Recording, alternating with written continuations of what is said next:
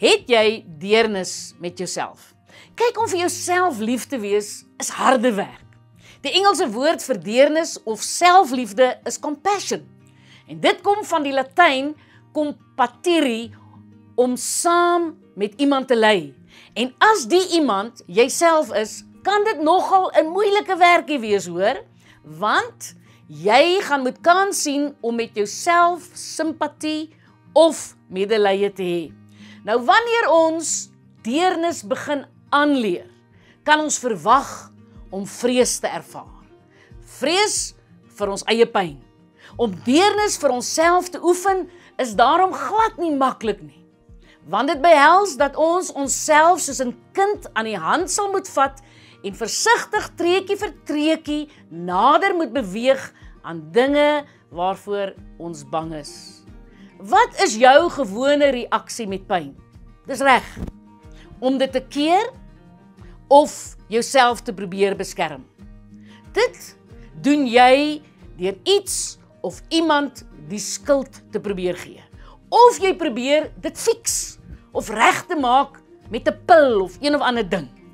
Nou, wanneer ons deernis probeer aanleer, deernis vir onsself en vir ander mense, betrek ons hele wese en al ons ervarings, ons pyn, ons empatie, maar ook ons donker kant, ons wreedheid en ons angs. Eers wanneer ons eie donker dieptes ken, kan ons onsself of ander in swaar kry bystaan. Kyk, deernis beteken nie om ander se probleme op te los nie. Dis wanneer jy die ander persoon nie probeer fix nie. Dis wanneer jy maar net sy hand vashou en hom laat weet dat hy of sy nie alleen deur die modder van sy eie seer hoef te ploeter nie. Jy sien, die hart van deernis is aanvaarding. Hoe meer ons onsself en ander aanvaar, hoe meer deernis kan ons hê. Maar ware deernis bevat twee komponente wat ons maklik miskyk. Die stel van grense en om ander aanspreeklik te hou vir hulle gedrag.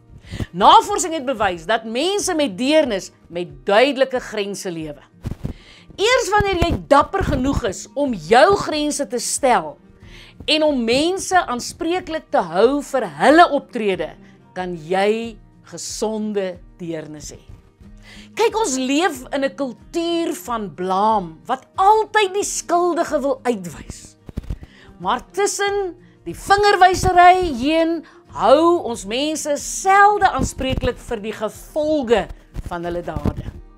Nou, die antwoord is om vriendelik, maar ferm op te tree, met minder woede, verkleinering en verwyte, maar terwyl ons die gevolge van verkeerde gedrag uitspel. Nou, navorsers het verder bevind dat deernis met jouself, self-compassion, 3 bestanddele nodig het. Ek gee hulle vir jou. Vriendelikheid, om sag te wees met jouself wanneer jy swaar kry, wanneer jy misluk of ontoereikend voel, eerder as om jou seerkry te ignoreer of jouself te kritiseer. Nommer 2, medemenslikheid.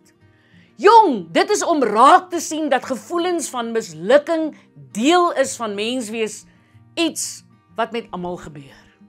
En dan derdens, om mindful, bedag en bewus te wees van wat jy doen en wat jy dink.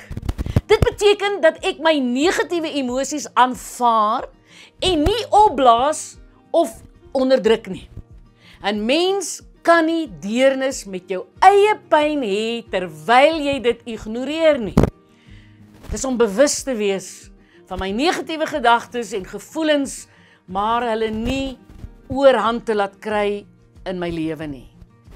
Dis om diep asem te haal en om vir jouself te sê, wees genadig met jouself. Lenetta, is dit regtig so 'n onvergeeflike sonde?